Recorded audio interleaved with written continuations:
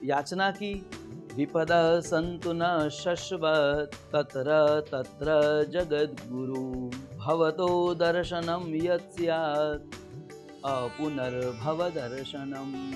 हे कन्हैया, यदि श्रद्धा से, यदि आप मेरे पर सही में प्रसन्न हो तो मुझे यह वरदान दीजिए। परमात्मा के पास वरदान की अद्भुत मांग यहाँ पे कुंता माता ने की है, क्योंकि ऐसा वरदान कोई सामान्य मनुष्य नहीं मांग सकता, या फिर कोई ऐसा वरदान मांगना भी नहीं चाहेगा। क्या मांगा है कुंती माता ने?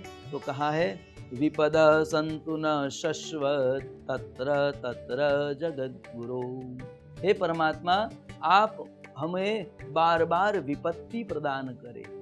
देखो, यहाँ पे भक्त ही ऐसा मांग सकता है, और वो भी भक्त कुंता जैसा हो वही व्यक्ति मांग सकता है। परमात्मा के पास अद्भुत मांग की है कि मुझे बार बार विपत्ति प्राप्त हो। देखो, हम जब मांगते हैं भगवान के पास तो हम क्या मांगते हैं? संपदा मांगते हैं। पर यहाँ पे कुंता माता ने विपत्ति मांगी है, विपदा मांगी है। क्योंकि संपदा है वह तो प्रभु का स्मरण छोड़ देता है, छुड़वाता है, पर यहाँ पे विपत्ति है वो प्रभु का बार बार स्मरण करवाती है। इसलिए तो कहा है, वह सुख पर पत्थर पड़ो राम हृदय से जाय, वह दुख की बलिहारी कहो पल पल राम रटाई।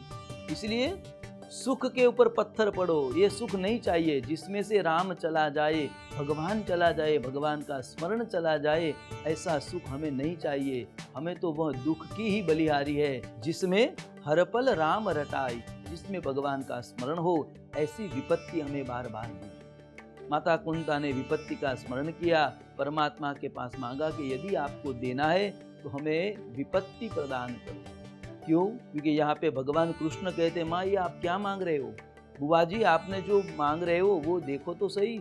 आप सोचो, इतनी बड़ी विपत्ति से तो आप आज उभरे हो।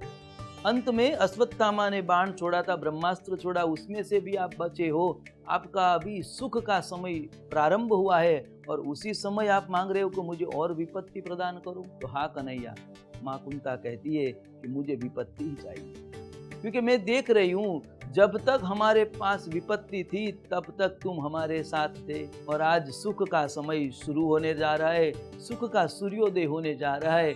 उसी समय कन्हैया तुम हमसे रजा लेकर, विदा लेकर अपने द्वारिका जा रहे हो, इसलिए तुम हमारे साथ रहो। इसलिए हमें कृष्ण बार बार आपसे प्रार्थना करते कि हमें विपत्ति प्रदान करो, क्योंकि विपत्ति होगी तो आप हमारे साथ रहोगे।